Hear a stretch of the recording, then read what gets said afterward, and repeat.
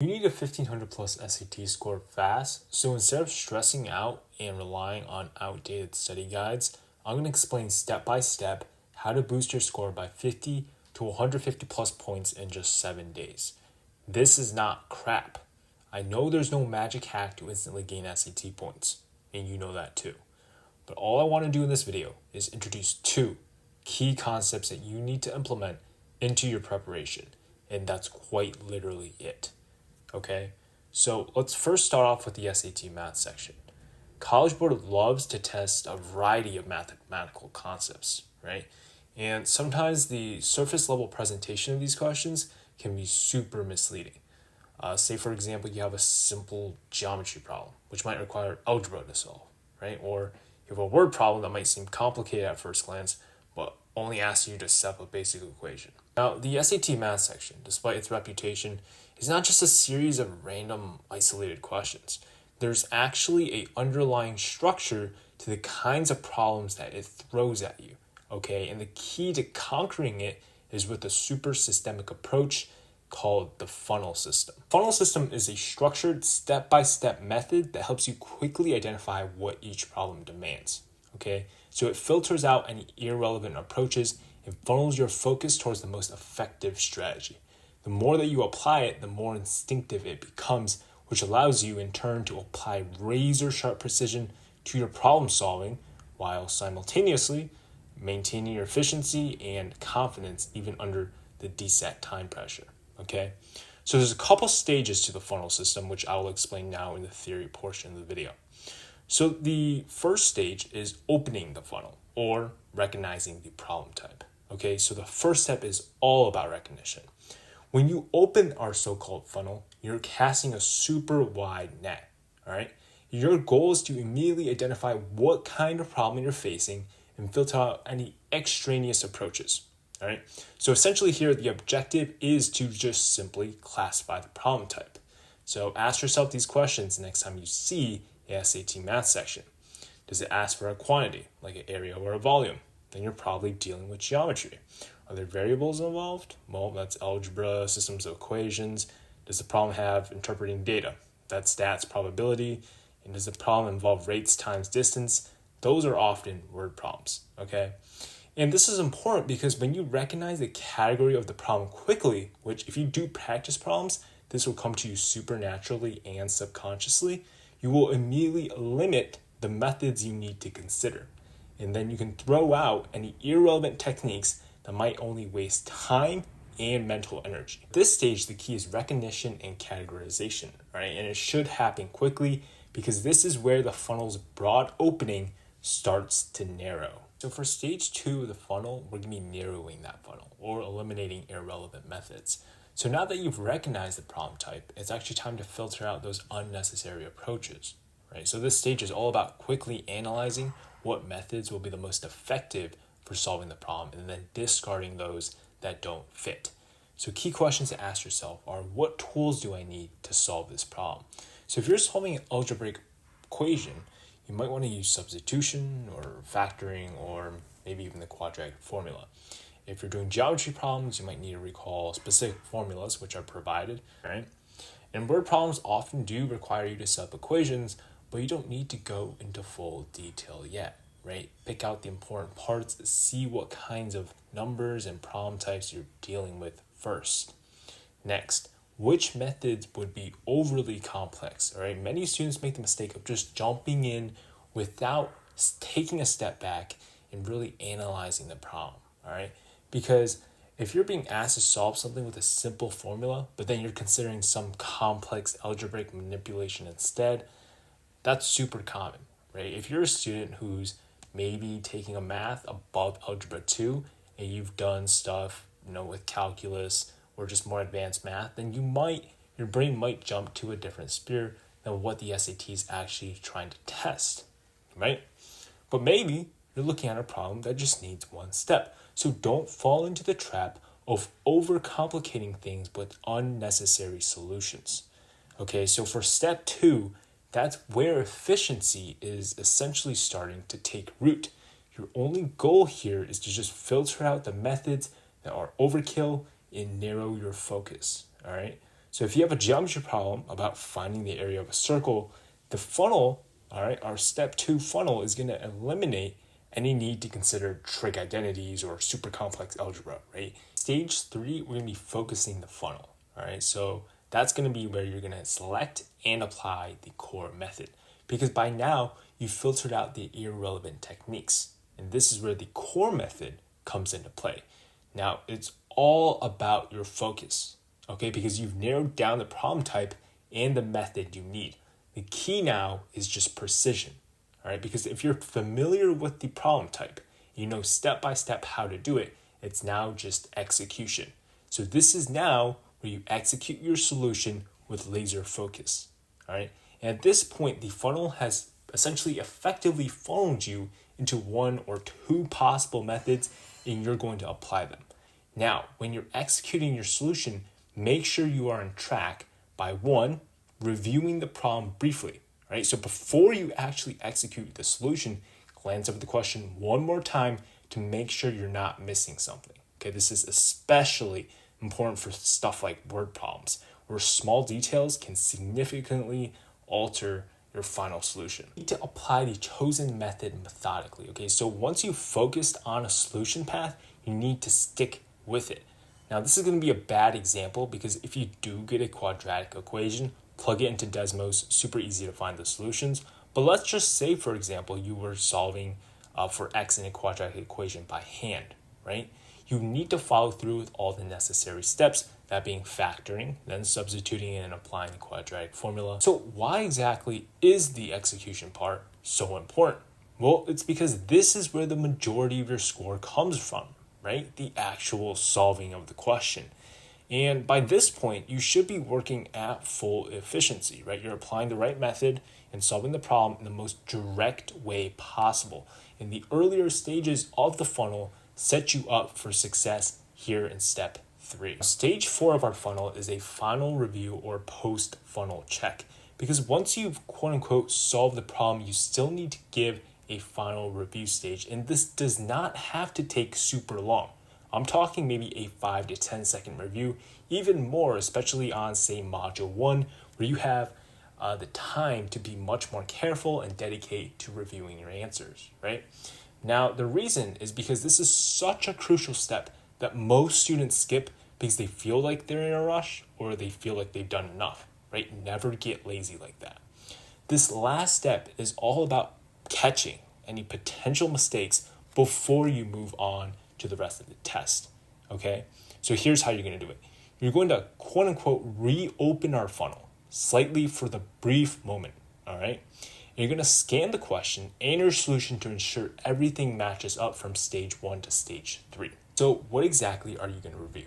Well, you need to ask yourself, does your answer make sense given the context, right? So if the problem involves solving something tangible like distance or time, does your answer seem realistic, right? If you end up with the answer that's way too big or way too small, it's a red flag. Next thing you need to do is ask yourself, is there a simpler, more efficient solution that you missed, right? So check if your steps were as efficient as possible. Could there have been a more faster way to solve the problem that you missed by overthinking it? And this is also a great way to check your final answer with a alternative solution, given that you have the time. There are a couple final actionable steps to apply to make your funnel system even better on test day. From now until test day, you want to speed up your problem identification. Now, stuff like seeing a formula like area equals pi r squared, right? Those are super obvious things with geometry. But there are also cases where, say, for example, you have increasing the side length of a square by 50%. You might think, oh, square, geometry.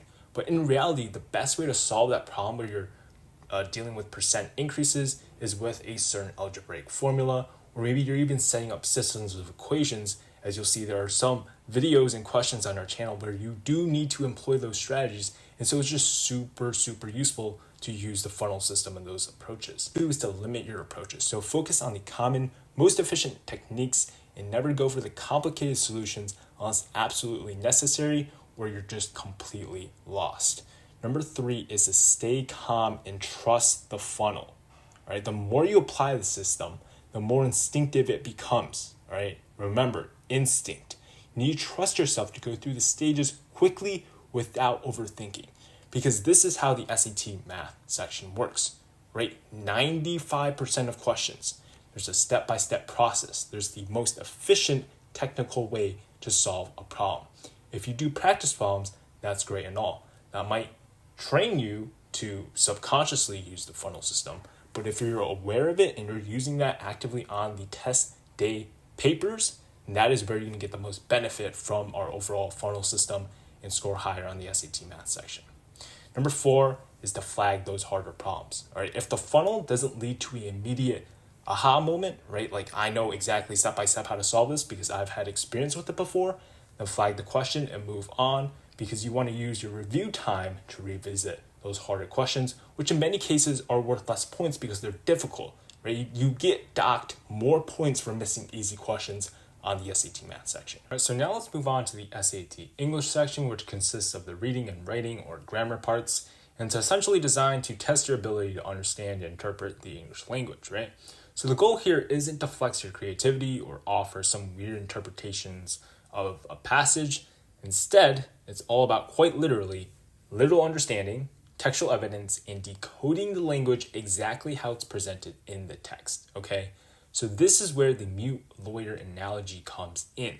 Imagine you're a lawyer in a courtroom. You're tasked with defending your answer. However, you've been rendered mute, so you can't speak, explain, or justify your answer with your own mouth. All you can do is point to evidence in the text to support your answer or claims, right? So why exactly is this important? Well, because the SAT does not reward nuanced creative thinking like your English class does, right? So if you find yourself quote unquote thinking outside the box or coming up with answers that make sense to you but don't directly match the text, you're likely on the wrong track. The key to excelling on the SAT English section is to not overcomplicate things or inject your own thoughts into the material. Okay, the material is cold and treat it as that, right? So the correct answer is always the one that is most directly supported by the words in the text. It will be explicitly there, right? So by adopting this mute lawyer mindset, you're training yourself to not only focus on the most literal evidence-based interpretations of the passage, but there's no room for mental gymnastics or any personal bias. Stage 1 is just reading the passage. Okay, that's the mute lawyer's first move. The first step in applying this technique is all about just reading the passage carefully, but not for the purpose of general understanding or interpretation. All right, that's the trap. Instead, you're focusing on exactly what is being said with a keen eye for factual details and direct meaning. All right, so the key mindset you want to take on here is you're not interpreting, you're simply observing, okay? So then you might be saying, okay, so I'm reading this, but what am I looking for? All right, here are 3 things you are looking for when you're reading the passage for the first time. 1 is literal meaning. So is the passage discussing something specific, like an event or idea, and focus on exactly what is being stated without trying to infer something of deeper meaning, okay? Because there's nothing nuanced going on. It's just explicit text in front of you. Number 2 is the tone and language. Pay attention to how the writer says something, right? Specific wording, sentence structure, and even punctuation might carry super important clues for answering the question later on.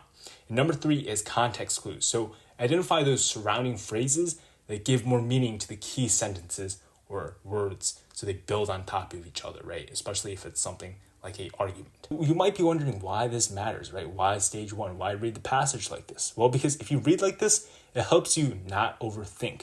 It helps you avoid any misinterpretations, trying to read between the lines, right? You're looking for exactly what is explicitly written, not what could be possibly implied, right? Implications are very dangerous. Now, stage 2 is identifying the correct answer by pointing to the evidence. Okay, so once you've read the passage with the mute lawyer mindset, you're ready to tackle the actual question.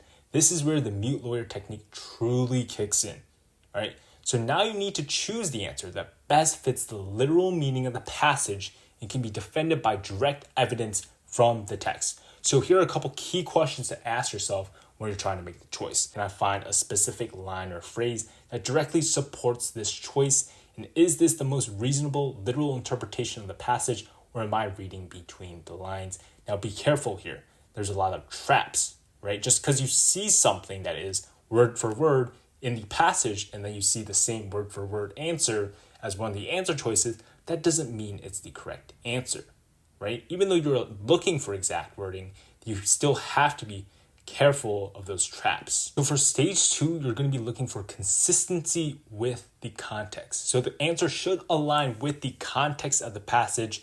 This is so common. If you look at tons of SAT problems, especially English ones with those long reading passages, you can almost immediately eliminate, say, 1 or 2 answer choices simply because it has nothing to do with the context of the passage or align with the context of what the question is asking, okay? Next is the tone, and then it's the overall theme without adding interpretation or creative reasoning to that end, all right? Now, next is clear support. So the answer that you choose should be defensible by pointing directly at words or phrases from the text, okay? And if you can't find any evidence, it's probably the wrong answer. So the bottom line is that the SAT doesn't care about your opinion, both on the section and literally in real life, in my opinion. It cares about your ability to instead interpret the text, literally and directly. I'm going to say that again, literally and directly. Okay, so by focusing solely on the evidence and staying close to the text, you ensure that your answer matches the intended message of that passage, and so you can get those questions correct. Stage 3 of the mute lawyer technique is eliminating the misleading answers and avoiding creative thinking. Now you might be thinking, okay, this is weird, right? Because I thought I was supposed to eliminate the misleading answers first and then pick the correct answer, right? But let me explain. So after you read the passage and identify the correct answer, which you have sufficient evidence for from the actual passage, then you find that some of the answer choices are, designed to mislead you into thinking they're correct, but they're enticing to pick, right? These answers might seem, quote unquote, plausible, but they often require you to go beyond the text in a way that's not supported directly by the passage. So you want to take on the mindset that, just be wary that these answers that might seem reasonable, but they lack evidence, right? So how exactly do you find these sorts of misleading answers? How do you not fall for these traps? Well, a couple common things that these answer choices have in common is that, one, they're too broad or too vague, right? So let's say the answer is really general or it feels like just a personal interpretation, then it's probably a trap, right? The correct answer should be specific and clearly supported by text evidence. Next is contradictions, right? So watch for any answers that contradict the tone of the passage, even if they feel like they're true in a general sense. If it doesn't apply to the passage, it's wrong. And next is a creative spin, right? So if the answer requires you to do some mental gymnastics, like infer something or read between the lines, it's almost certainly wrong. Trust the evidence that's directly in front of you instead of trying to do something fancy, all right? So the SAT reading section is really just designed to test your ability to stick with the text. Anything that goes beyond the literal text is either irrelevant or incorrect in most cases. The last stage of the mute lawyer technique is just to review your answer or the mute lawyer check. So once you've selected your answer, you need to take a moment to check your defense, right? Just as a mute lawyer would defend their answer by pointing at the text, you need to revisit the relevant part of the passage to ensure that your choice is well supported by the evidence that you initially chose, all right? So always try to confirm your answer by pointing, quite literally pointing at the words that justify it, okay? So revisit the key passage. So go to the specific lines or the sections that are the most relevant to the question and ask yourself, are you still confident that your answer matches the evidence in the text? And then go through and eliminate those unnecessary answers, right? So if you identified an answer, try to quickly eliminate any choices that don't match the direct language or tone in the passage. Look for clear contradictions or any wording that doesn't align with what the text actually says. And so the bottom line here is that the SAT values accuracy and efficiency. So if you review your answer through the lens of a mute lawyer, you're going to prevent overthinking and ensure you're not swayed by any extraneous or irrelevant information, which is what makes the SAT English section hard, because students focus on that creative thinking instead of thinking as objectively as cold as possible, all right? So a couple of final actionable tips for the mute lawyer technique. Train your reading for literal understanding. So when you read, try to avoid forming any judgments or opinions about the content. Focus on the words in front of you and the direct meaning. Next is scan for direct evidence. I mean, I repeated this so many times. Always ask yourself, what part of the text directly supports this answer? If you can't find a clear reference, the answer is likely not the right one. Trust the process, right? The more you practice with the mute lawyer technique, the more comfortable you're gonna get with it, and then the more automatic this method becomes. So stick to the evidence and trust that the correct answer will always be grounded in the text. You can see how the mute lawyer technique will really shift your mindset from a creative interpretation to literal evidence-based reasoning, which is what the SAT tests. Okay, so it helps you avoid traps, and it's going to improve your reading comprehension and ultimately help you answer more SAT English questions correct and get that coveted 1500 plus. All right. So to round off the video, I just want to touch upon a couple last tips and things to keep in mind. All right. So let's say you're stuck on a math question. Look at your reference sheet, right? So think of any relevant formulas you could look at, because these spark ideas within your mind to potentially create solutions, right? Think about your funnel. If you're lost about where to start, or the step-by-step process, looking at a formula will give you certain ideas, right? So if you look at, this is not given, but say you have the quadratic formula, right? So if you have the quadratic formula and you're looking at a quadratic problem, then you might be able to deduce some part of the quadratic formula, like negative b over 2a, right? So that gives you something specific about that quadratic that you could then use to solve the problem.